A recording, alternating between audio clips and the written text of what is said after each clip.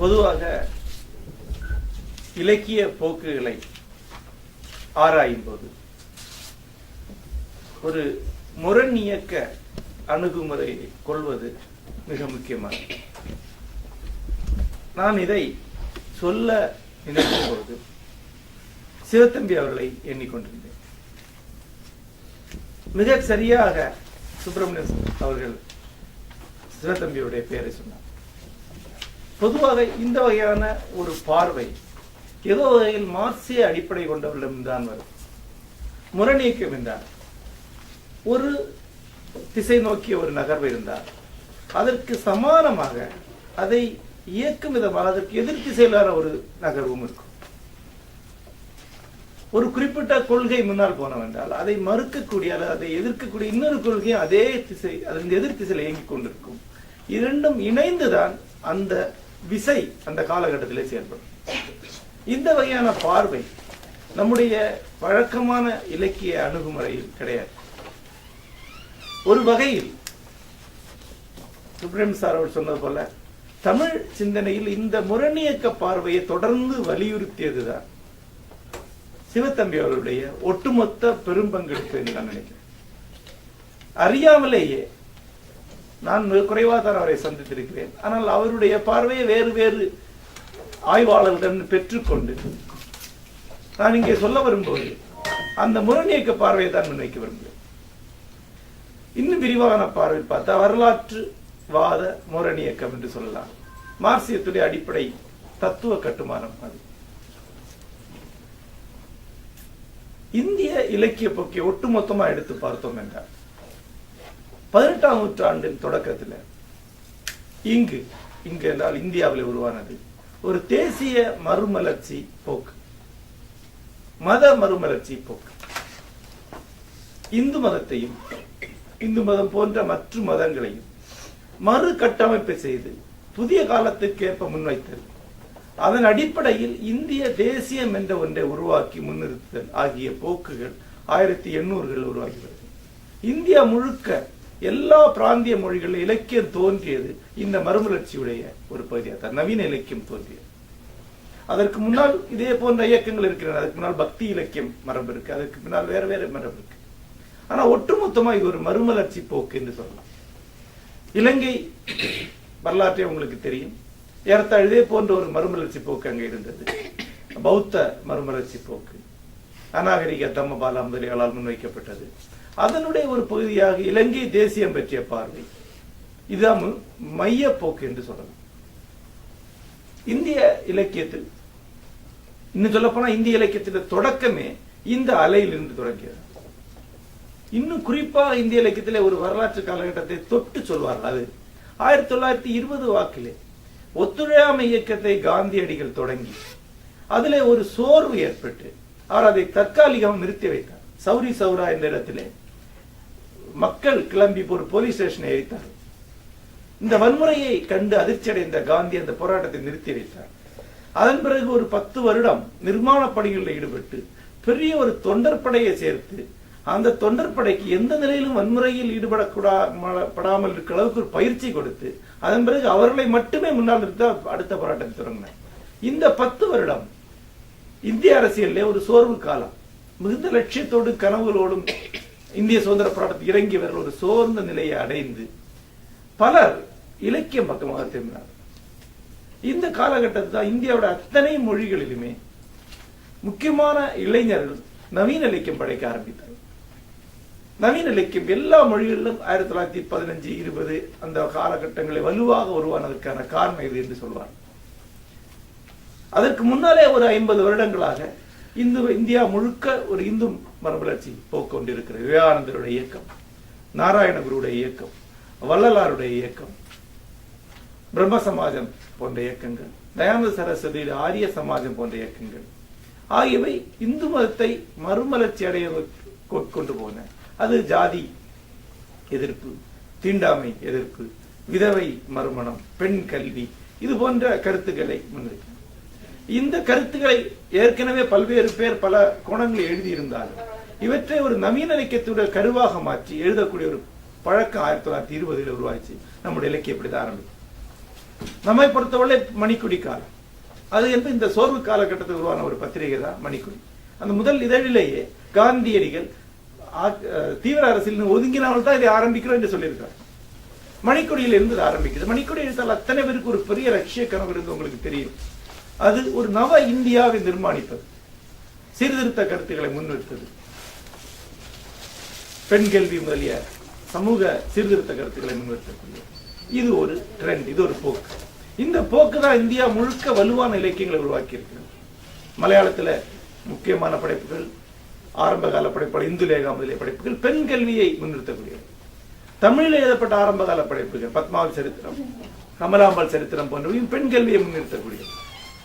இப்படி ஒரு சீர்திருத்த அலையை முன்னிறுத்தக்கூடிய அதிலிருந்து உருவாகி வந்த படைப்புகளை நீங்க 18ஆம் நூற்றாண்டு இறுதியிலும் 20ஆம் நூற்றாண்டு தொடக்கத்திலும் பார்க்கலாம். இது ஒரு ட்ரெண்ட். நம்மள இதற்கு சமானமான ஒரு ட்ரெண்ட் அதுக்கு அதை தொடர்ந்து வருது. அது ரொம்ப முக்கியமானது. இந்த பார்வை இருந்தால்தான் இந்த பயன்படுத்த புரிந்து கொள்ள முடியும். ஏறத்தாழ இதே காலகட்டத்தில் புதுமைப்பித்தன் எழுதியிருக்கிறார். ஆனா புதுமைப்பித்தன் சுதந்திர போராட்டத்தை பற்றி எதுவுமே எழுது. ஏன் புதுமைப்பித்தனுடைய படைப்புல சுதந்திர போராட்டத்தை பற்றி ஒன்றுமே இல்லை? சுதந்திர போராட்டத்தினுடைய மையத்தில் வாழ்ந்த ஒரு படைப்பாளி சுதந்திர போராட்டத்தை பற்றி எதுவுமே சொல்லாம இருந்திருக்கிறார். இன்னும் சொல்ல போனா 3 ரெஃபரன்ஸ் இருக்கு, 3மே கிண்டல் பண்ணி சொல்லியிருக்கிறார். சுதந்திர போராட்டத்தில் ஈடுபட்ட ஒருத்தர் சட்டையை காட்டுறார், ஒரே காயமா இருக்கு. அப்ப இவருக்கு புதுமைப்பித்தன் சொல்றாரு, புதுமைப்பித்தனா இந்த கதாபாத்திரம் சொல்லுது, இதை விட அதிகமான காயம் எங்க உள்ளத்துல இருக்கு, இதெல்லாம் ஒண்ணும் பெரிய விஷயம் இல்லை எங்க. அப்புறம் சுதந்திர போராட்ட தியாகி, இரட்டை பெண்கள், 3 கால் கண்டுபிடி, இது போல வேடிக்கை பார்க்கக்கூடிய அம்சங்கள் அப்படின்னு ஒரு வரி வருது. அதாவது சுதந்திர போராட்ட தியாகி என்பவன் ஒரு வேடிக்கை பொருள் என்ற அர்த்தத்தில் அவர் பயன்படுத்துறார். அது இவருடைய பார்வையிலே சுதந்திர போராட்டம், சீர்திருத்தம், பாரதியார் உருவாக்கின அனைத்துமே எதிர்மறை நோக்கில் இருக்கு. புதிய ஆத்திச்சூடி என்ற பெயர்ல பாரதி ஒன்று எழுதுறார். இந்தியாவுடைய நவ இலக்கிய சிற்பிகளின் முன்னோடிகள் உருவான பாரதி புதிய ஆத்திச்சூடி ஒன்று எழுதியிருக்கிறார். அதுல கோல் கையில கொள், ஏறு போல் நட அப்படின்னு அவர் ஒரு சொல்றார். இவர் அதை பகடி செய்து இது போலீஸ்காரர்களுக்கான நடைமுறை மேனுவல் எழுதியிருக்கிறார். ஏன்னா கையில குச்சி வைக்கிறது, நிமிர்ந்து நடக்கிறது, இங்க அப்போல் வளைகிறது, இதெல்லாம் இது போலீஸ்காரன் செய்ய வேண்டிய வேலை, இது சாதாரண ஜனங்களுக்குரியதல்ல. இந்த ஒரு எதிர்மறை போக்கு, இது ரெண்டையும் இணைத்து பார்த்தா இந்தியாவுடைய தமிழகத்துடைய முதல் இலக்கியத்துடைய தொடக்கத்தை நம்மால் புரிந்து கொள்ள முடியும். அதாவது இது ஒரு டயலெக்டிக்கல் முரண் இயக்கம். ஒரு பக்கம் மிகப்பெரிய லட்சியங்களிலும் கனவுகளின் நம்பிக்கையோடு ஆரம்பிக்கிறாங்க, அவங்க பெரிய இலக்கியத்தை படைக்கிறாங்க. அந்த கனவுகளில் ஆழ்ந்தமான ஐயத்தையும் நடைமுறை சார்ந்ததனுடைய மதிப்பின்மையும் சுட்டி காட்டக்கூடிய ஒரு எழுத்து கூடவே உருவாகி வருது. இந்த எழுத்து 2 எழுத்துக்குமான உரையாடல் வழியாகத்தான் தமிழ் இலக்கியம் தொடங்குது. இன்னும் சொல்லப்போனா பாரதிக்கு புதுப்பித்ததுமான ஒரு குத்துச்சண்டை என்று தமிழ் இலக்கியத்தை சொல்லலாம். அவங்க 2 பேரும் மல் பிடிச்சு நிற்கக்கூடிய ஒரு காட்சி நீங்க பார்க்கலாம். புதுப்பித்தன் எழுத வந்த உடனே பாரதி உருவாக்கின அத்தனை லட்சியவாதத்தை திருப்பி கவுத்து போட்டு, இது சுந்தர ராமசாமி அழகா சொல்றார். ஒரு குரூப் போட்டோ இல்ல, இந்த பக்கம் புதுப்பித்தன் மையமாக அமர்ந்திருக்க, அவருக்கு பின்னால் எழுத்தாளர் கொஞ்சம் பேர் உட்கார்ந்துருக்காங்க. இந்த பக்கம் பாரதி அமர்ந்திருக்க, பாரதிக்கு பின்னால் கொஞ்சம் எழுத்தாளர்கள் அமர்ந்திருக்கிறார். ஒரு எழுத்தாளன் இந்த குரூப் போட்டோல இந்த குரூப் போட்டோல இருக்கிறாங்கிறது அவனை புரிந்து கொள்வதற்கு முக்கியமான ஒரு அளவுகோல் என்று சுந்தரராமசாமி சொல்கிறார். கூபா ராஜகோபாலை சொல்லும் போது பாரதிக்கு கொஞ்சம் பின்னால் அவர் நின்றுட்டு இருக்கிறத பார்க்கலாம், கோட்டெல்லாம் போட்டு. ஆனா அழகிரிசாமியை பார்க்கும்போது அவர் புதுமைப்பித்தன் பின்னால் நின்று இருக்கிறார். தன்னை புதுமைப்பித்தனுக்கு பின்னால் நிற்கக்கூடிய ஒரு ஆளாக சுந்தரராமசாமி நிற்கிறார். தனக்கு பாரதிய மேல பெருசா இது இல்ல, பாரதியுடைய பாதிப்பு தன்னில கிடையாது என்று சொல்கிறார்.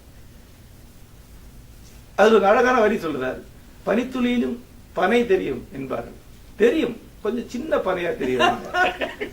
அதனாலதான் பாரதி தன் மேல தன்னுடைய பாதிப்பு என்கிறது என்று சொல்றார். இந்த ஒரு இதுதான் தமிழ் இலக்கியத்துடைய தொடக்கம். அதாவது பாரதியுடைய லட்சிய கனவுக்கும் புதுமைப்பித்தனுடைய நடைமுறைவாதத்துக்குமான முரண் இயக்கமாக தமிழ் இலக்கியம், நவீன இலக்கியம் தோன்றியதுன்னு சொல்லலாம். இதனுடைய அடுத்த கட்டம் மறுபடி வருது. பாரதியிலிருந்து வளர்ந்து வந்த அந்த பார்வை அதற்கு அடுத்த கட்டத்துக்கு வரும்போது இன்னும் விரிவான ஒரு லட்சியவாதத்தை நோக்கி நகர்வதை நீங்க ஒரு வகையான எழுத்துக்களில் பார்க்கலாம். இங்க விட, அதாவது தமிழகத்தை விட அதிகமாக அதனுடைய பாதிப்பு இலங்கையில் உண்டு என்று அந்த காலத்திலே கைலாசதை பகுதி சிவத்தம்பி போன்ற எழுதியிருக்கிறார்கள். உதாரணம் பார்த்தா அகிலன் என்ற பெயர் அதிகமாக ஈழத்தில் தான் இருக்கும். மணிவன் என்ற பேரோட அங்க அதிகமா இருக்கு. ஏன்னா நாப்பார் சாரதி, அகிலன் போன்றவருடைய செல்வாக்கு அங்க அதிகம். இவங்க எல்லாமே பாரதியுடைய லட்சியவாதத்தை இன்னும் பெரிய அளவுல முன்னாடித்தாங்க. அவங்களுடைய லட்சிய கதாநாயகர்கள் தும்பப்பூ மாதிரி வேட்டி கட்டினவர்கள், செக்கச்செவல் என்ற கால்கள் கொண்டவர்கள், அந்த காலை பார்த்து காதலிக்கக்கூடிய கதாநாயகிகள். இது ஒரு லட்சியவாதத்தோட உச்சம். இந்த காலகட்டத்தில் தமிழ்நாடு இலக்கியத்தில் பாத்தீங்கன்னா வெளிநாட்டில் எழுதக்கூடிய பெரிய லட்சியவாதிகள் தமிழகத்துக்கு வந்து சேர்றாங்க. முக்கியமா விக்டர் யுகோ, அவருடைய லே மிசரபிள் பாந்தியான ஒரு லட்சியவாத எழுத்துக்கு ஒரு பெரிய மதிப்பு தமிழ்நாட்டு உருவாகுது. இந்திய அளவில் லட்சியவாதத்தை முன்வைத்த எழுத்தாளர்களுக்கு தமிழ்ல மிகப்பெரிய மதிப்பு உருவாகுது. உதாரணமாக கா ஸ்ரீ என்பவர் மராட்டிய எழுத்து இந்த வி.எஸ். காண்டேகர் இங்க தமிழ்ல மொழிபெயர்க்கிறார். இது எப்படி இருக்குன்னா, ஓடுற நாய்க்கு ஒரு முழம் தள்ளி சொல்லுவாங்க, 2 முழம் தள்ளி அவர் எழுதுறதுக்கு முன்னாடி இங்க மொழிபெயர்த்திருக்காங்க. அதாவது கைப்பிரதியிலிருந்து மொழிபெயர்த்து தமிழ்ல மொழிபெயர்ப்பு வந்து 4 வருடம் கழிந்து மூலம் பிரசுரமா இருக்கிறது. அந்த அளவுக்கு மொழிபெயர்ப்பு வெறி இருந்திருக்கு. ஆர் சண்முக சுந்தரம் மொழிபெயர்த்திருக்கிறார். ஆக்கி கோபாலன் கொண்டவர். இவங்கெல்லாம் வங்காளத்தில் உள்ள லட்சியவாத எழுத்தாளர் இங்கு கொண்டு வந்தாங்க. அது ஒரு பெரிய அலை. கலைமகள் காரியாலயம் இந்த நூல்களை வெளியிட்டு இருக்கிறது. சரத் சந்திரன், அவருடைய ஸ்ரீகாந்தன். இப்ப நம்முடைய ஊரில் இருக்கக்கூடிய பல பேருடைய பேர்களை ஒரு 50 வயது 60 வயது ஆளுக்குள்ள பேரை பார்த்தா எல்லாம் சரச்சந்திரன்ல இருந்த பேரா இருக்கும். என்னுடைய பேரு சரச்சந்திரனுடைய நாவல் வந்த பேர் தான். எங்க அம்மா சரச்சந்திரனுடைய ஸ்ரீகாந்தன் என்ற நாவல் இருந்தா என்னுடைய பேரை போட்டிருக்காங்க. இது ஒரு லட்சியவாத அலை. இந்த லட்சியவாதம் ஒரு உச்சகட்டத்தில் போகுது. இதை பொதுவாக கொஞ்சம் நகைச்சுவையாக ஆரம்ப பள்ளி ஆசிரியர்களின் நகைச்சுவை லட்சியவாதம் என்று சொல்லலாம். ஏன்னா அந்த காலகட்டத்தில் தான் சுதந்திரம் கிடைத்த உடனே இந்தியா முழுக்க, தமிழகம் முழுக்க ஆரம்ப பள்ளியில் ஆரம்பிக்கப்படுது. ஒரு 10ஆம் கிளாஸ் பாஸ் ஆனா உடனே ஆரம்ப பள்ளி ஆசிரியராக போயிடலாம். அந்த ஆரம்ப பள்ளி ஆசிரியர் அவர் ஏதோ ஒரு லட்சியவாதத்தை எடுத்து சென்று ஒரு கிராமத்துக்கு கொண்டு செல்லக்கூடியவராக இருப்பார். இந்த பல கதைகளில் ஆரம்ப பள்ளி ஆசிரியர் கதாநாயகன் இருப்பதை பார்க்கலாம். மராட்டியில வந்து பன்கர்வாடி என்கிற ஒரு முக்கியமான நாவலுக்கு தமிழில வாசிக்க கிடைக்கிறது. பன்கர்வாடி ஒரு ஆரம்ப பள்ளி ஆசிரியர் ஒரு இடையர் கிராமத்துக்கு போவதை பற்றி நாவல். அங்கு வந்து அவன் அந்த கிராம அமைப்பு பார்க்கிறான். நவீன கருத்துக்களை அங்க கொண்டு செல்லக்கூடிய ஒரு கண்டக்டராக, ஒரு கேரியராக அவன் இருக்கான். அந்த கிராமத்தில் அந்த கருத்துக்கள் என்னென்ன விளைவுகளை உருவாக்குன்னு அந்த நாவல் சொல்லுது. யுனெஸ்கோ அந்த நாவலை மொழிபெயர்த்து வெளியிட்டிருக்கிறது. ஏன்னா அந்த விஷயத்துல அது ரொம்ப முக்கியமான, உலக அளவில் ஒரு முக்கியமான நாவல். இதே தீம் வந்து ஒரு கட்டத்துல தமிழகம் முழுக்க அத்தனை நாவல்களையும் ஆரம்ப பள்ளி ஆசிரியர் ஒரு கிராமத்துக்கு போறதுதான். செங்கையாழியன் வகையான எழுத்தது ஒரு கிளம்பி கிராமத்துக்கு போறான், நாவல் ஆரம்பிக்கிறது. வழக்கம் போல அழகானவன் லட்சியவாதி, அங்க ஒரு கதாநாயகி ஏற்கனவே காத்திருப்பான். இந்த வகையான எழுத்து வந்து ஒரு பெரிய அலையாக தமிழகத்தை சூழ்ந்திருக்கு. அதுல நல்ல படைப்புகள் இருக்கு, சற்று ரொமான்டிக்கான, சற்று போலியான படைப்புகள் மிக அதிகம். ஒரு கனவு உலகத்தை உருவாக்கக்கூடிய படைப்பு. இன்றைக்கு மறந்து போன சில எழுத்தாளர்கள் இருக்கிறாங்க. மு. வரதராசனார் அந்த லட்சியவாதத்துடைய உதாரணம். கு. ராஜவேலு, யா. லட்சுமி நாராயணன் போன்ற எழுத்தாளர் அந்த காலத்தில் இதெல்லாம் எழுதுறாங்க. அதன் பிறகு வந்து அவர்கள் இவங்க 3 பேருமே காண்டேகருடைய எழுத்தினால் மயங்கி காண்டேகரை மாதிரி எழுத ஆரம்பித்தவர். இங்க பல பேர் வயதானவர்கள் படித்திருக்கலாம், இளைஞர்கள் படித்திருக்க மாட்டீங்க. காண்டேகரோட நாவல் எல்லாம் எப்படி இருக்கும்னா, முந்தின சாப்டர் இப்படி முடியும், அவன் அவள் கன்னத்தில் ஓங்கி அறைந்தான் அப்படின்னு முடிஞ்சா அடுத்து அவன் என்ன பண்ணான்னா நம்ம யோசிப்போம். ஆனா அப்படி இல்லை. வாழ்க்கை என்பது ஒரு ஓடம். என்ன ஆரம்பிக்கும் நாவல் 2வது அடுத்த சாப்டர் 1.5 பக்கத்துக்கு வாழ்க்கையை பத்தின ஒரு பொதுவான சிந்தனைகள் எல்லாம் முன்வைத்த பிறகுதான் அவள் அறைந்தாள் அல்லவா அப்படின்னு மறுபடியும் கதை தொடங்கும். இப்படி ஒரு வகையான எழுத்து. இந்த முதல் 3 பக்கங்களை ஆரம்ப பள்ளி ஆசிரியர்கள் அடிக்கோடு விடுவாங்க. இவங்க இதை போய் இந்த மாதிரி மேடைகள்ல பேசுவாங்க. ஊர்கள்ல வந்து ஆரம்ப பள்ளி ஆசிரியர் தான் அடிக்கடி மேடைகள்ல பேசக்கூடியவர் இருப்பார். அவருக்கு பென்சிலால் அடையாளம் பண்ணக்கூடிய பகுதியில் இருந்தால்தான் நாவல் விற்கும். ஒரு காலத்துல ஒரு பரவலான ஒரு வணிகமாக இந்த புத்தகங்கள் இருந்திருக்கின்றன. வங்காள நூல்களை வாங்கி படிப்பது என்பது தமிழகத்திலே மிக பரவலா இருந்திருக்கிறது. வயிற்று படைப்புக்காகவே வங்காள நூல்களை மொழிபெயர்த்திருக்கிறார் மிகப்பெரிய படைப்பாளிகள். உதாரணமா தாராசங்கர் பானர்ஜி, விபூதி பூஷன் பந்தோபாத்தியாயா, மாணிக் பந்தோபாத்தியாயா 3 பேரை முப்பெரும் பானர்ஜிகள் என்று சொல்வார்கள். இந்திய இலக்கியத்துடைய மகத்தான சிற்பிகள். இவங்க அத்தனை பேருடைய பெரும்பாலான படைப்புகளும் அந்த காலகட்டத்திலே தமிழில் வந்திருக்கு. இது ஒரு அலை. இந்த அலைக்கு எதிரான மாற்று அலை அல்லது இதை நிகர் செய்யக்கூடிய இந்த முரண் இயக்கத்துடைய அடுத்த சரடு என்னவென்றால் மார்க்சிய எழுத்து அல்லது முற்போக்கு எழுத்து. இந்த லட்சியவாதத்தை முழுமையாக இது ஒரு கோழி கனவு என்று நிராகரிக்கிறார். மதிய வெயிலில் அமர்ந்து கோழி கண்ணை மூடுற மாதிரி வந்து உட்கார்ந்து கனவு காண்றாங்க. இது யதார்த்தம் கிடையாது. பச்சையான யதார்த்தத்தை சொல்லக்கூடிய ஒரு எழுத்து என்று முற்போக்கு எழுத்து உருவாகி வருகிறது. முற்போக்கு எழுத்தினுடைய பிதாமகர்களாகிய 4 பேரை சொல்லக்கூடிய வழக்கம் உண்டு. கைலாசபதி, சிவத்தம்பி, அவர்களை ஈர எழுத்தாளர் சொல்லக்கூடிய வழக்கம் தமிழ்நாட்டில் கிடையாது. அவங்க 4 பேரையும் சேர்த்து தமிழ் எழுத்தாளர் சொல்லுவாங்க. கைலாசபதி, சிவத்தம்பி, வானமாமலை, எஸ் ராமகிருஷ்ணன். இவங்க 4 பேரால் முற்போக்கு எழுத்தாளர் உருவாக்கி தமிழகத்துக்கு கொண்டு வரப்பட்டது. இப்ப அதுக்கு ஒரு கொஞ்சம் கொஞ்சம் வருமா அதுக்கு ஒரு டெம்ப்ளேட் கிரியேட் ஆகும். நீங்க இப்படி எல்லாம் எழுதலாம். ஒரு முதலாளி, ஒரு தொழிலாளி, முதலாளிக்கு ஒரு அழகான பொண்ணு, அதுல இருந்தா எம்ஜிஆரோட கதைகள் வந்திருக்கு. அந்த வகையான எழுத்து உருவாகி வருகிறது. அதுல முக்கியமான படைப்புகள் என்பது முக்கியமான முன்னுதாரணமான படைப்பு என்பது ரகுநாதனுடைய பஞ்சும் பசி மிக முக்கியமான படைப்பு. இன்றைக்கு படிச்சா அவ்வளவு முக்கியமா தோன்றாது நமக்கு.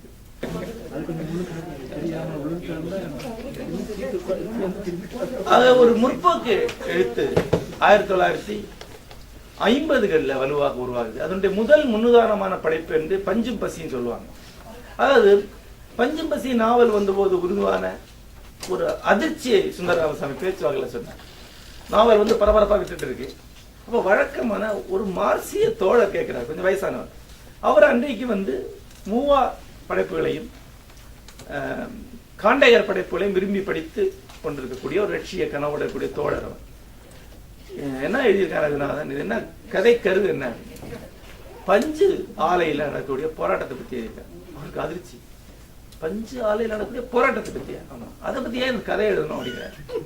இல்ல அது அந்த 3 வேலை நிறுத்தங்களை பற்றி நாவல் எழுதியிருக்காரு. எங்க வேலை நிறுத்தம் துண்டு பிரசரம் எழுதலாம், ஏன்னா நாவல் எப்படி எழுதுறது அப்படின்னா அது படிச்சு பாருங்க. அவர் பாக்குறாரு புத்தகத்தை. வேலை நிறுத்தத்தை பத்தி ஒரு நாவலை நான் படிக்க மாட்டேன், ஏன்னா அதுல கனவே இல்லையே. வேலை நிறுத்தங்கிற யதார்த்தத்தை பத்தி எப்படி நாவல் எழுதுறது? சுந்தரராமசாமி ஏறத்தாழ அதே காலகட்டத்தில் ஒரு முக்கியமான மொழிபெயர்ப்பை செய்கிறார். தோட்டியின் மகன் என்ற பெயரில் மலையாளத்தில் எழுதப்பட்ட செம்மீன் எழுதின ஆசிரியருடைய முதல் நாவல் தோட்டியின் மகன். அந்த நாவல் உருவாக்கின அதிர்ச்சி சுந்தரராமசாமி அதன் முன்னுரையில சொல்றார். கதாநாயகன் ஒரு தோட்டி. தமிழகம் முழுக்க வந்து இலக்கிய வாசகர் மத்தியில பெரிய நம்ப முடியாத ஒரு அறையை உருவாக்குறது. நிஜமாவா? இல்ல தோட்டி கொஞ்சம் தூரம் வந்த பிறகு கதாநாயகன் வந்துருவானா? இல்லைங்க, ஆரம்பத்தில் கடைசி வரைக்கும் தோட்டி தான் கதாநாயகன். இதுதான் முற்போக்கு எழுத்து தமிழ் உருவாக்கிய ஒரு அலை. முந்தைய லட்சியவாத எழுத்துல ஒரு தோட்டி கதாநாயகம் ஆக முடியாது. தோட்டிக்கு பணியாற்றக்கூடிய ஒரு கல்வி பெற்ற அழகன் தான் கதாநாயகம் ஆக முடியும். இங்க தோட்டிய கதாநாயகன். இதுதான் இந்த எழுத்துக்களுக்கு கூட மிகப்பெரிய வேறுபாடு என்பது. இதனுடைய சிந்தனை அடிப்படைகளை உருவாக்கியவர்கள் கைலாசபதி உருவாக்குகிறார், சிவத்தம்பி அதை முன்னெடுக்கிறார். தமிழில் வந்து நாவான மாமலை வலுவான ஒரு தரப்பாக திருநெல்வேலியில் இருக்கிறார். எஸ் ராமகிருஷ்ணன் ஒரு பெரிய செல்வாக்கை செலுத்துகிறார். டாக்டர் எஸ் ராமகிருஷ்ணன் வந்து இந்த எஸ் ராமகிருஷ்ணன் இல்ல, முன்னாடி ஒரு எஸ் ராமகிருஷ்ணன் இருக்கார், ஜெயகாந்தனுடைய ஆசிரியர். அவர் தான் வந்து சக்கரவர்த்தி பீட்டர் மாதிரியான சோவியத் ரஷ்யா நூல்களை தமிழுக்கு மொழிபெயர்க்கிறார். சோவியத் ரஷ்யாவிலிருந்து முக்கியமான படைப்புகள் மொழியாக்கங்கள் வருது. மொழியாக்கங்களின் அரசியல் 50கள் நடக்குது.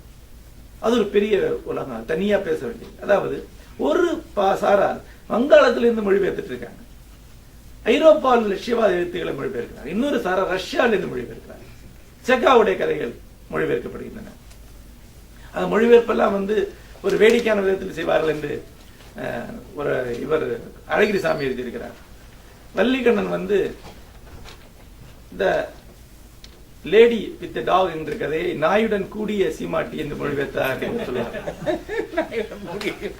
இந்த வகையான மொழிபெயர்ப்புகள் வழியாக அன்றைக்கு இந்த எழுத்துடைய திசை வந்து 2 வாய்ப்புகள் உங்களுக்கு. எந்த குரூப் போட்டோல நீங்க இங்க காண்டேகர் குரூப் போட்டோ இல்லையா, இல்ல டால்ஸ்டாய் குரூப் போட்டோ இல்லையா, மார்க்சிம் கர்கியுடைய தாய் வருது தமிழ், ரகுநாதன் மொழிபெயர்க்கிறார். அதன் பிறகு ரஷ்ய மொழிபெயர்ப்பு வந்திருக்கிறது. தாய் வந்து ஒரு மிகப்பெரிய செல்வாக்க செலுத்துறது. இன்றைக்கு ஒரு 65 வயதான எழுத்தாளர்கள் அத்தனை பேருமே தங்களுக்கு பிடித்தமான படைப்பு என்பது தாய் சொல்லுவாங்க. நான் படிக்குமே எனக்கு அவ்வளவு பிடித்தமான படைப்பா இல்ல. இது ஒரு ட்ரெண்ட். கிட்டத்தட்ட 70கள் வரைக்கும் இந்த முரண்பாடு தான் தமிழ் இலக்கியத்தில் வலுவாக இருந்தது. முற்போக்கு முகாமை சேர்ந்த அதி தீவிரமான எழுத்துக்கள் தொடர்ந்து வந்து கொண்டே இருந்தன. முற்போக்கு முகாம் உருவாக்கிய 2 பெரும் தமிழ் ஆளுமைகள், ஒன்று சுந்தர ராமசாமி, இன்னொன்று ஜெயகாந்தன். கொஞ்சம் கழித்து இவங்க 2 நட்சத்திரங்களை எழுந்து வந்து வலுவான ஒரு குரலாக தமிழிலே ஆழ வேரூன்றின பிறகு இவருடைய பாதிப்பிலிருந்து மிக தாமதமாக உருவாகி வந்த ஒரு எழுத்தாளர் தான் கி. ராஜநாராயணன். இப்படி ஒரு இலக்கியம் வந்து இவங்களுடைய அடுத்த தலைமுறையில் பூமணி போன்ற முற்போக்கு எழுத்தாளர் உருவாகி வருகிறாங்க. மறுபடியும் ஒரு மூன்றாவது ஒரு அலை, மூன்றாவது ஒரு காலகட்டம், ஒரு முரண் இயக்கத்துடைய காலகட்டம் சொன்னா சுந்தர ராமசாமியுடைய புளியமரத்தின் கதையோட முன்னுரையில அந்த மாற்றத்தை சுட்டி காட்டுறார்.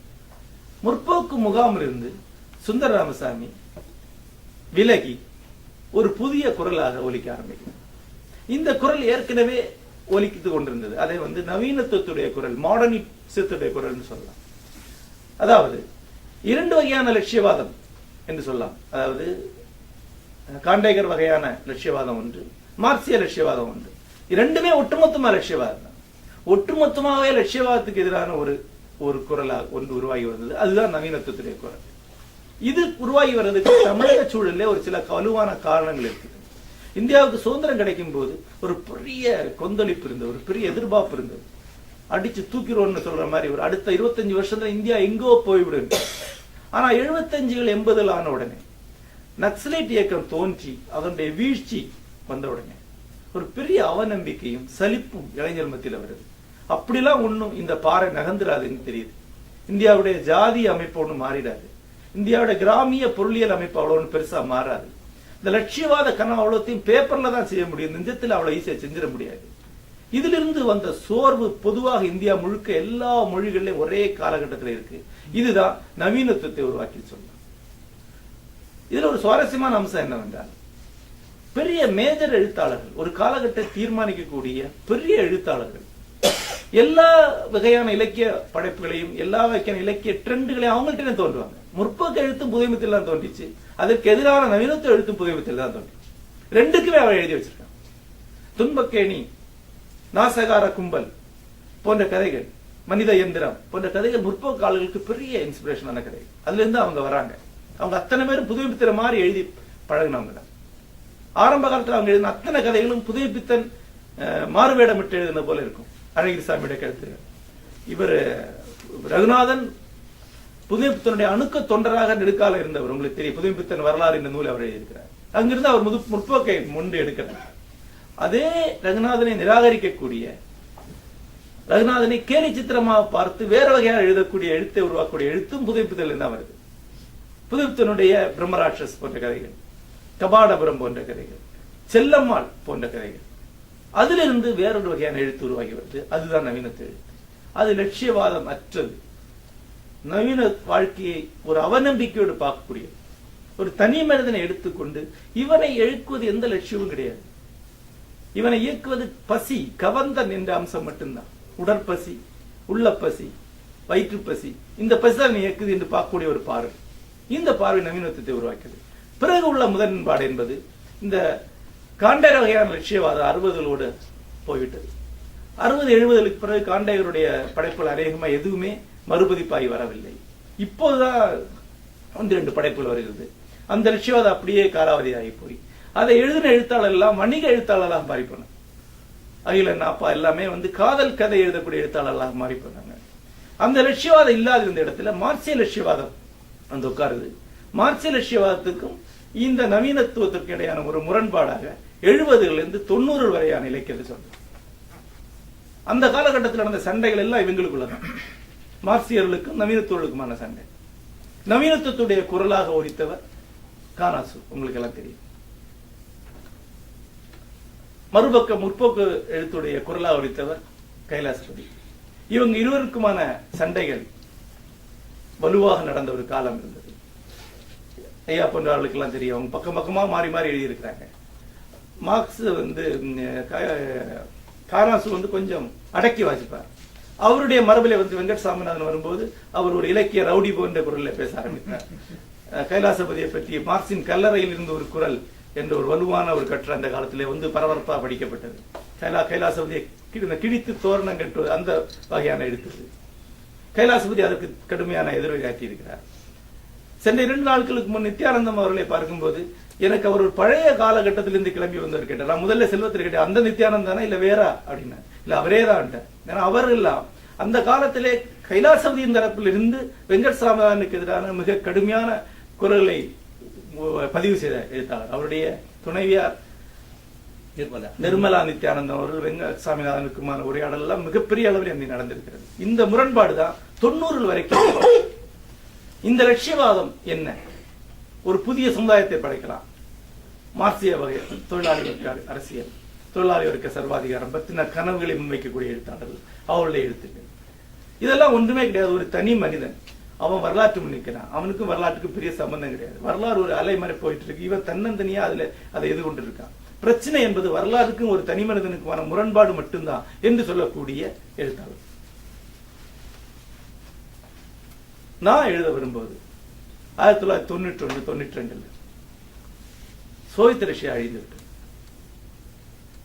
திடீர்னு போர் நடந்து கொண்டிருக்கும் போது போர் பின்வாங்கிறதுக்கான முரசு கொட்டுற மாதிரி முற்போக்கு எழுத்தாளர் அத்தனை பேருமே நிலை குலைந்து போயிட்டார். அதன் பிறகு முக்கியமா முற்போக்கு எழுத்தருடைய கொடியை பறக்க விட்ட ஆசான்கள் இறந்து போயிட்டாங்க. கைலாச சிவத்தம்பி தவிர மக அத்தனை பேருமே இல்லாமல் ஆயிட்டாங்க. இந்த முற்போக்கு எழுத்துக்கு என்ன அடிப்படை இருக்குங்கிற ஒரு எண்ணம் பரவலாக உருவாயிட்டு சமகால இலக்கியத்துடைய ட்ரெண்ட் என்னன்னு கேட்டீங்கன்னா இந்த இடத்துல இருந்து நான் ஆரம்பிக்க விரும்புறேன். 90 சோவியத் ரஷ்யாவோட வீழ்ச்சி உருவாக்குன சோர்வு வந்து சாதாரணமாக கிடையாது. நான் எழுதின பின்தொடர்ந்து குரல்ல ஒரு சம்பவம் வரும். அது உண்மையிலேயே நடந்த ஒரு சம்பவம். எனக்கு தெரிந்த ஒரு நண்பருடைய, அவர் பேர் சந்துரு. அவர் ஒரு அதி தீவிரமான மார்க்சியர், தன்னுடைய களப்பணியாளர். அவர் அலுவலகத்தில் வேலை பார்க்கிறார். அந்த அலுவலகத்தில் அவர் பக்கத்தில் ஒருத்தர் இருக்கார், வாயிலா வித்தலக்கரையோட இருக்கக்கூடிய ஒரு சாதாரண குமஸ்தா. இவருக்கு அவருக்கு இடையில ஒரு ஹலோ குட் மார்னிங் அப்புறம் எந்த பேச்சும் கிடையாது. ஒரு நாள் இவர் ஆபீஸுக்குள்ள வர்றார். அவர் வாயெல்லாம் பல்லா சிரிச்சுட்டு கேட்கிறார், ஏன் சார் உங்க சோவியத் ரஷ்யாலாம் உடஞ்சு போச்சு அப்படின்னா. இவர் கொதிச்சுட்டார். நேர போய் உலக மேப் எடுத்துக்கொண்டு முன்னால போட்டு, டேய் நீ ஆம்பளையா இருந்தா சோவியத் ரஷ்யா எங்க இருந்து தொட்டு காட்டுறான். இல்ல எனக்கு அதெல்லாம் தெரியாது, தொட்டு காட்டுறான், இல்லன்னா மன்னிப்பு கேள்றான். சாரி சார் மன்னிப்பு கேட்டுக்கிறேன். இந்த ஒரு நிலைமை இந்தியா முழுக்க உருவாகி வருது. சோவியத் ரஷ்யா வடக்கா தெற்கான்னு தெரியாதவங்க கூட, கம்யூனிசம்னா என்னன்னு தெரியாதவங்க கூட அதை விமர்சிக்கக்கூடிய ஒரு காலம் வருது. இது முற்போக்கு முகாமில் ஒரு பெரிய சோர்வை உருவாக்குது. அநேகமாக முற்போக்கு எழுத்துக்கள் 90களுக்கு பிறகு முக்கியமா வலுவான படைப்புகள் எதுவுமே வரவே இல்லை. அந்த முகாம் அப்படியே நின்று விட்டது. அதற்கு ஒரு மாறாக இன்னொரு விஷயம் இருக்கு. எப்பவுமே இந்த முரண் இயக்கத்துல ஒரு சக்தி வலுவிழந்தார், அதை எதிர்த்து இயங்கக்கூடிய அடுத்த சக்தி வலுவிழக்கும். ஏன்னா இதை நம்பித்தான் இது இருக்கு. எம்ஜிஆர் வீக்கான நம்பியார் வீக்காரு, நம்பியார் வீக்கான எம்ஜிஆர் வீக்காயிடுவார். இதான் இப்போ என்ன ஆச்சு, முற்போக்கு அணி வீக்கான உடனே அதை நம்பி அதுக்கு எதிராக வாழ் சுழட்டி கொண்டு நவீனத்துவ அணியும் வீக் ஆயிடுச்சு. திடீர்னு வெங்கட்சாமி பேசுறது சப்ஜெக்ட் இல்லாம ஆயிடுச்சு. அவர் யாரை எதிர்க்கணும், அவங்கள செத்து போயிட்டாங்க, அவங்களே இதாயிட்டாங்க, நாங்களே நொந்து போய் கிடக்கிறோம். இதுல ஒரு சம்பவம் வந்து மிக சுவாரஸ்யமா இருக்கு.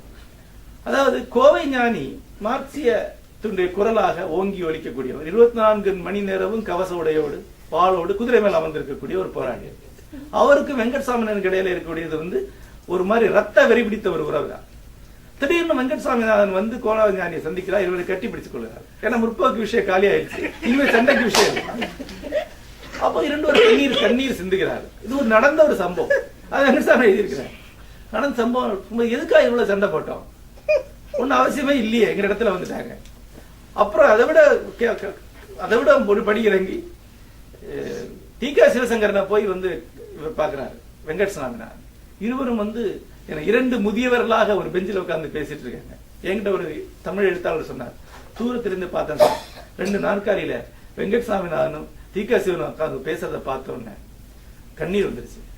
அங்க என்ன அது உலக பொருள் 2 தரப்புகள் சமாதானம் பண்ணிக்கிறது தானே. அப்படி இல்ல சார், 2 தரப்புமே தோத்து போனது, அது எனக்கு தாங்க முடியல. இதுதான் 90களுடைய சூழல்.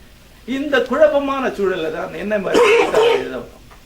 அப்ப வந்து குரூப் போட்டோல எங்க நிக்கிறதுன்னு பேச்ச இல்லைன்னு 2 குரூப் போட்டோவும் இல்லாம இப்போ வேறு 2 தரப்பு உருவாகி வருது.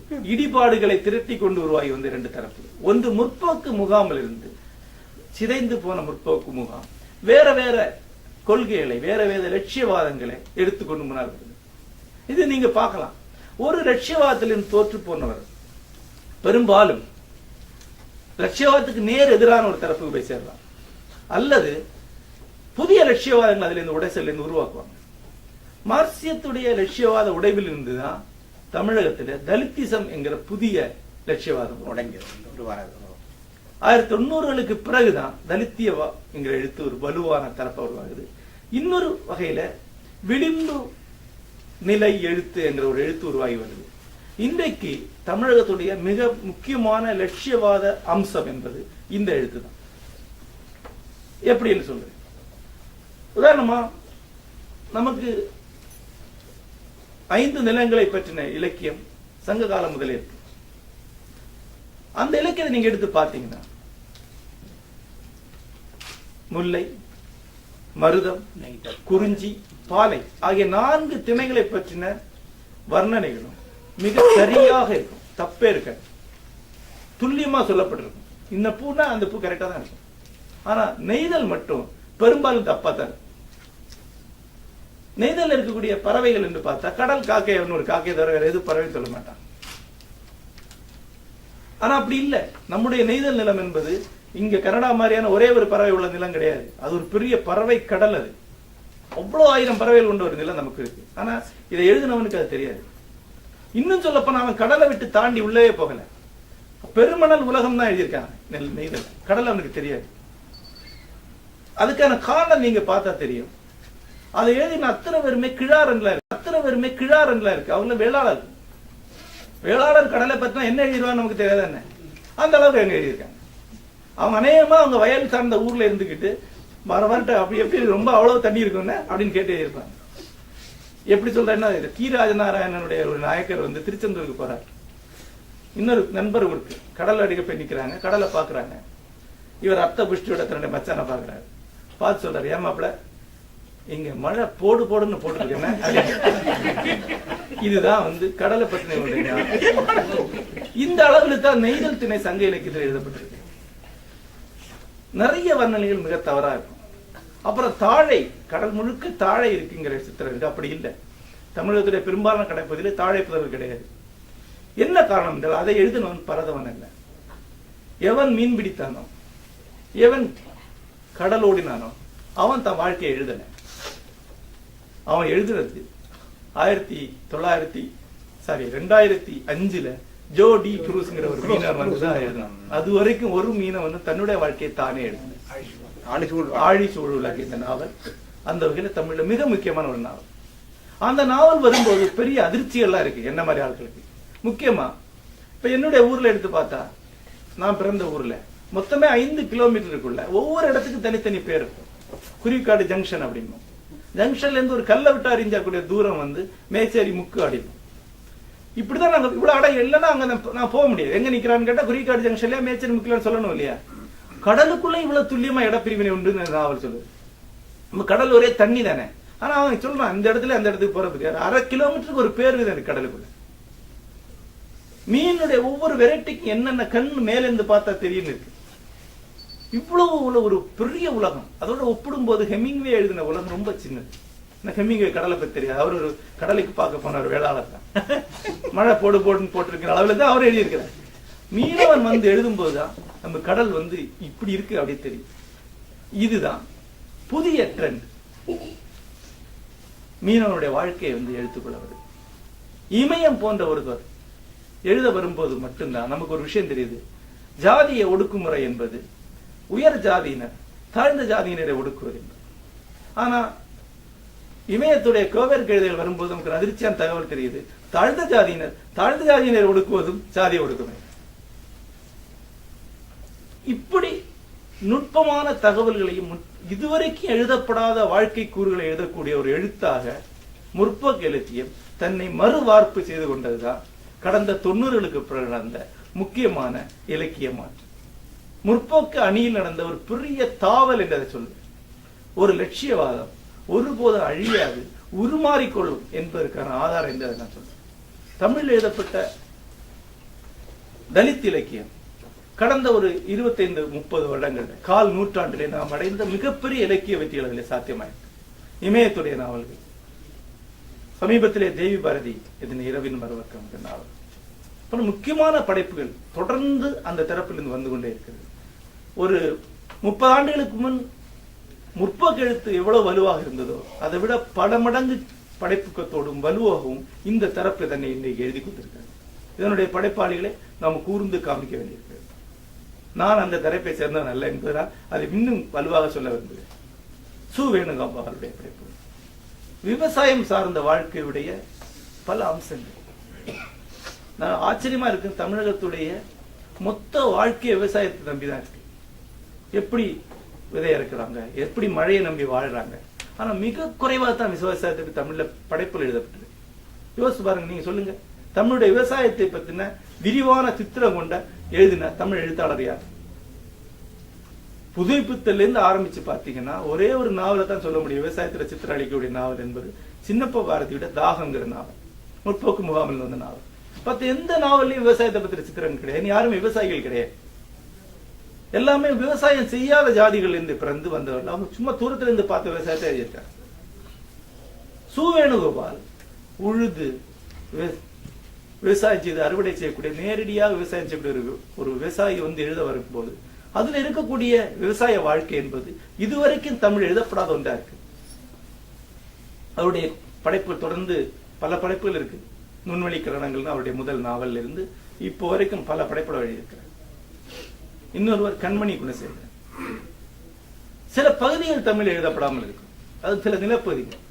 என்னுடைய ஊர் குமரி மாவட்டம் வேகமாக ஓடின ஒரே நாள்ல ஓடி கடந்த அளவுக்கு சின்ன மாவட்டம். ஆனா இந்த பகுதி தமிழ்ல மிக அதிகமாக எழுதப்பட்டது. வெவ்வேறு படைப்பாளி இதை பத்தி எழுதியிருக்கிறாங்க. ஆனா கடலூர் அந்த வட்டாரத்தை பற்றி, விழுப்புரம் கடலூர் அந்த வட்டாரத்திலிருந்து வந்த ஒரே எழுத்தாளர் ஜெயகாந்தன், அவர் அந்த ஏரியா பத்தி எழுதவே இல்லை. அவர் முற்போக்கு எழுத்தாளர், அவர் சில கருத்துக்களை தான் எழுதினார். அந்த பகுதியுடைய சித்திரத்தை எழுதக்கூடிய ஒரு வலுவான மிக முக்கியமான படைப்பாளி கண்மணி குணசேகரன். அவருடைய அஞ்சலை என்பது ஒரு கிளாசிக் மாதிரி சொல்லக்கூடிய ஒரு படைப்பு. ஒரு அடித்தள பொண்ணுடைய வாழ்க்கையை சொல்லக்கூடிய, நீங்க இதுவரைக்கும் பாராத ஒரு வாழ்க்கையை சொல்லக்கூடிய, இப்படிப்பட்ட விளிம்பு நிலை மக்களுடைய வாழ்க்கை எழுதக்கூடிய எழுத்து, இதுவரைக்கும் எழுதப்படாத மக்களுடைய வாழ்க்கை எழுதக்கூடிய எழுத்து, இதுவரை சொல்லப்படாத நிலத்தை சொல்லக்கூடிய எழுத்து என்பது ஆக முற்போக்கு எழுத்து அதனை உருமாற்றி கொண்டதுதான் 90களுக்கு பின்னால் வந்த மிக முக்கியமான ட்ரெண்ட் என்று தான் சொல்றேன். பல படைப்பாளிகள் தொடர்ந்து சொல்லிக்கொண்டே இருக்கணும். இப்ப கிடை என்ற ஏக்நாத் என்பவர் கிடை என்பவர் நாவல் இருக்கிறது. அது இந்த வகையான ஒரு நாவல். ஆடு பட்டி போடக்கூடியவர்களை பற்றின நாவல்கள், பெருமாள் முருகனுடைய நாவல்கள், கூலமாதாரி பல நாவல்கள் மிக முக்கியமான. அந்த நிலப்பகுதியுடைய அந்த நிலத்திலிருந்து அந்த நாவலை பிரிக்க முடியாது. கிட்டத்தட்ட ஒரு வகையான ஆப்பிரிக்க நாவலுடைய சாயல் கொண்ட நாவல். ஆப்பிரிக்கா ரொம்ப நிலம் சார்ந்த தகவல்களோடு எழுதப்படக்கூடிய நாவல், அந்த மாதிரியான ஒரு படைப்பு. இதுதான் தமிழ்ல ஓங்கி நிற்கக்கூடிய பொதுப்போக்கு என்று இதைத்தான் சொல்றோம். கிரியேட்டிவான மிகப்பெரிய பங்களிப்பு ஆற்றக்கூடிய தரப்பு என்று இதைத்தான் சொல்றோம். இன்னொரு எழுத்தாளர் சோ தர்மன், கூகை நாவல் மிக முக்கியமான படைப்பு. அவர் தென் தமிழகத்துடைய தலித்து மக்களுடைய, பல்லர் சமுதாய மக்களுடைய வாழ்க்கையை சொல்லக்கூடிய படைப்புகள் அவையெல்லாம். இந்த வகையான ஒரு எழுத்து தமிழில் இன்றைக்கு நிகழ்ந்து கொண்டிருப்பது இங்கு இருக்கிற வாசகருடைய கவனத்துக்கு கொண்டு நடந்தது. அப்படின்னா இதுக்கு எதிரான தரப்பு என்ன? இதனுடைய முரணியக்க தரப்பு என்ன? ஒரு தரப்பு அப்படி இருக்க முடியாது இல்லையா? இது முற்போக்கு எழுத்துடைய உருமாற்றம்.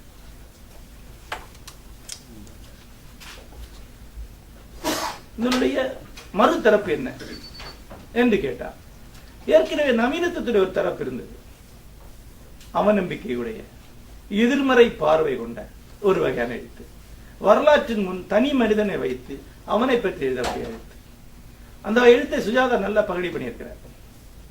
அது ஒரு வகையான கலவை என்று சுஜாதா சொல்வார். அதாவது கதாநாயகனுக்கு பேர் கிடையாது, இவன், அவ்வளவுதான். இவனுக்கு அன்று காலையில் பசித்தது என்று ஆரம்பிக்கும். ஆல்பர்ட் கம்மியுடைய அந்நியன் நாவலுடைய முதல் சொற்றொடர் அளவுக்கு இவர்களை பாதித்த வேறொன்று இல்லைன்னு சொல்லலாம். அம்மா செத்து போனது நேற்றைக்கா இன்றைக்கா தெரியல ஆரம்பிக்கும் அந்த நாவல்.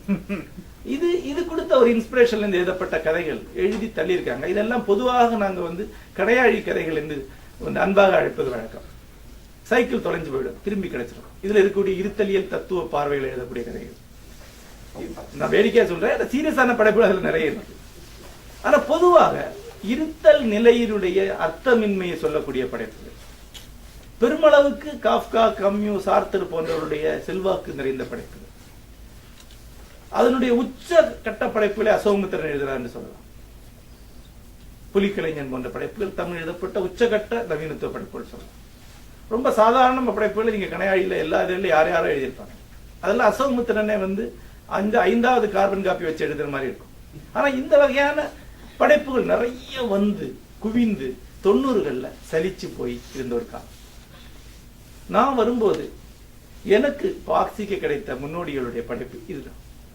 நான் முற்போக்கு எழுத்தை எழுத முயற்சி பண்ண எழுத்தாளர்கள்ல எனக்கு அதுல ஆழமான ஒரு விலகல் இருந்தது. அப்படின்னா இந்த நவீனத்துவ எழுத்தை நான் எழுதணும். ஆனா இதை பார்த்தா எனக்கு இன்னும் அதிகமான விலகல் வந்து. நான் ஏற்கனவே சொன்னது போல அவநம்பிக்கையோட நான் எழுத வரல. எந்த வகையான சோர்வு நோக்குடன் நான் எழுத வரல. கேளடா மானுடா என்று பாரதி பாடினானே அந்த மனதில் தான் நான் எழுத வந்தேன். இப்ப எனக்கு இது பத்தாது. அப்புறம் நவீன எழுத்துக்களுக்கு ஒரு பெரிய குறை ஒன்று இருந்து, அவங்களுக்கு வரலாறு கிடையாது. அவங்க எப்ப பிறந்தாங்களோ அங்கேதான் ஆரம்பிக்கும்.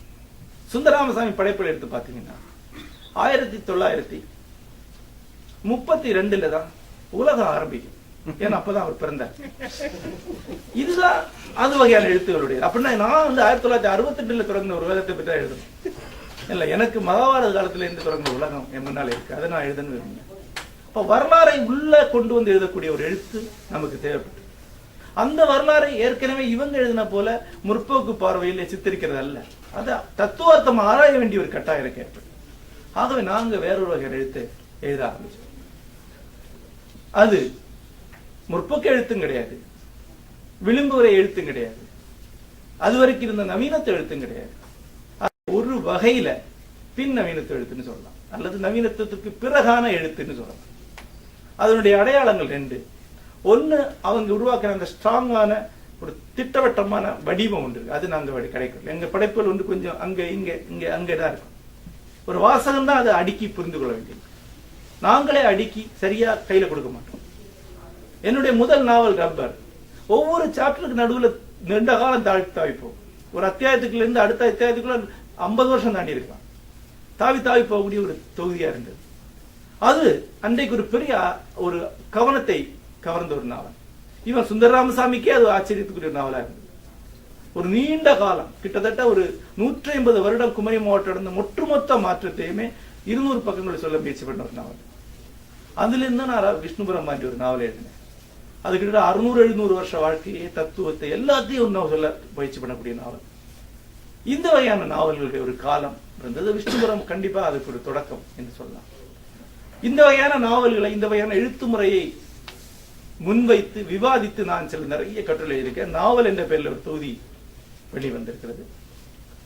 இந்த வகையான எழுத்து முறை ஒரு பாதிப்பை உருவாக்கி அதிலிருந்து வேறு வகையான எழுத்து முறைகள் வந்து இன்றைக்கு வந்து கொண்டிருக்கக்கூடிய பல நாவல்களை இதனுடைய பாதிப்பு பார்க்கலாம். ஒட்டுமொத்தமா விரிவான ஒரு வரலாற்று பார்வையை உருவாக்கக்கூடியது. அது வரலாற்றை ஒட்டுமொத்தமா தொகுத்து பார்க்கறது இல்லை, வரலாற்று என்று சொல்லப்படக்கூடியதை பலவாக பிரித்து பார்க்கக்கூடிய பார்வைன்னு சொல்லலாம். வரலாற்றை ஒரு வெங்காயம் மாதிரி உரிச்சு பார்க்கக்கூடிய பார்வை, வரலாற்றை தொகுத்து ஒரு கொழுக்கட்டை மாதிரி உருட்டி வைக்கக்கூடிய பார்வை கிடையாது. இந்த வகையான எழுத்து முறை தமிழ்ல இன்றைக்கு இருக்கு. அது கொஞ்சம் குறைவா இருந்தாலும் அதுல வலுவான படைப்புகள் வந்து கொண்டிருக்கிறது. அந்த வகையில வந்த ஒரு படைப்பு என்றால் சு. வெங்கடேசனுடைய காவல் கோட்டம், எஸ். ராமகிருஷ்ணனுடைய நெடுங்குருதி, இந்த மாதிரியான படைப்புகள். இது இன்னொரு வலுவான ட்ரெண்ட். இதுதான் அந்த விளிம்புல எழுத்துக்கு இந்த பக்கம் இருக்கக்கூடிய, அதனுடைய முரணியக்கா இருக்கக்கூடிய எழுத்து. இந்த 2 வகையான எழுத்து முறைகளும் இன்றைக்கு மிக வலுவாக தமிழில் சென்று கொண்டிருக்கின்றன. இந்த மாதிரி ஒரு 1000, 2000, 3000 வருட வாழ்க்கையை ஒட்டுமொத்தமாக தொகுத்து பண்பாட்டு கூறுகளாக அடுக்கி அதை ஒரு அமைப்பை உருவாக்கி அந்த அமைப்பை அந்த ஆசிரியனே பல வகையில் சிதைத்து எழுதக்கூடிய ஒரு எழுத்து முறையுடைய ஒரு நவீன வடிவம், அதனுடைய ஒரு உச்சகட்ட வடிவம் அல்லது பிரம்மாண்டமான வடிவம் என்று நான் இன்றைக்கு எழுதி கொண்டிருக்கக்கூடிய வெண்முரசு மகாபாரதத்தில் தான் எழுதப்படுது. ஆனா மகாபாரத்தை எழுதல. மகாபாரத்தில் எங்கெங்க வரலாறு மௌனமாக்கப்பட்டிருக்கோ அதை பத்தி அதிகம் எழுதி. வரலாறு ஒரிஜினல் மகாபாரதத்தில் பெண்கள் எல்லாம் வெறும் பெயர்கள் தான். அம்பை என்ற மகத்தான கதாபாத்திரத்துக்கு 36 வரி தான் வியாசனால் கொடுக்க முடியும். ஏன்னா அவன் எழுதுனது வீர யுகத்துடைய கதை, வீர பாடல். அம்பை அவனுக்கு முக்கியம் கிடையாது. ஆனா எனக்கு அது 400 பக்க கதை. துரியோதனுடைய மனைவியை பற்றி வியாசனுக்கு ஒரு பேர் தான், பானுமதி என்கிற பேரு சாந்தி பருவத்திலும் கடைசியில் வரக்கூடிய ஸ்திரீ பருவத்தில் மட்டும்தான் வருது. ஒரு பேர் தான் வருது. அவ அழுதாளுன்னு மட்டும்தான், அவ யாருன்னே கிடையாது. அவ காசிராஜன் மகள்ங்கிற ரெஃபரன்ஸ் இன்னொரு இடத்துல இருக்கு. இந்த 3 உட்குறிப்புகள்ல இருந்து நான் கிட்டத்தட்ட 300 பக்க அளவுக்கு அவளை பற்றி எழுதியிருக்கேன், இன்னும் எழுது. ஆக பெண்களுடைய ஒரு கதை நான் எழுதுறேன். மகாபாரதத்துக்குள்ளே பல வகையில் அடக்கி அல்லது குறிப்புகளா போன அசுரர்களுடைய கதைகள், அரக்கர்களுடைய கதைகள், பழங்குடிகளுடைய கதைகள், உதிரி இனக்குழுக்களுடைய கதைகள், இது அனைத்தையும் சேர்த்து எழுதி இன்னொரு மகாபாரதமா உருவாக்கக்கூடிய ஒண்ணுதான் வெண்முரசன் சொல்லலாம். கொற்றவை சிலப்பதிகாரத்தை அதே மாதிரி மறுஆக்கம் பண்ணவர் கிடையாது. இது ஒரு வகையான எழுத்து முறை. இது நம்முடைய வரலாற்றை ப்ளோ அப் பண்ணக்கூடியது. வரலாறு ஒன்று ஒரு சோப்பு என்ற ஒரு தண்ணியில் போட்டு அரம்பி பெரிய நுரையா மாற்றக்கூடிய ஒரு எழுத்து முறை. இந்த வகையான ஒரு எழுத்து முறை இன்றைக்குள்ள இலக்கிய போக்கு என்று சொல்லலாம். வலுவான படைப்புகள் இன்னும் மேலும் இந்த தரத்தில் வரும் என்று நான் நினைக்கிறேன். இந்த 2 தரப்புகள் தான் கிரியேட்டிவான, தீவிரமான, முக்கியமான படைப்புகள் தமிழ்ல வந்து கொண்டிருக்கின்றன. அந்த போக்கு இன்னும் வலுவடையும் நான் நினைக்கிறேன்.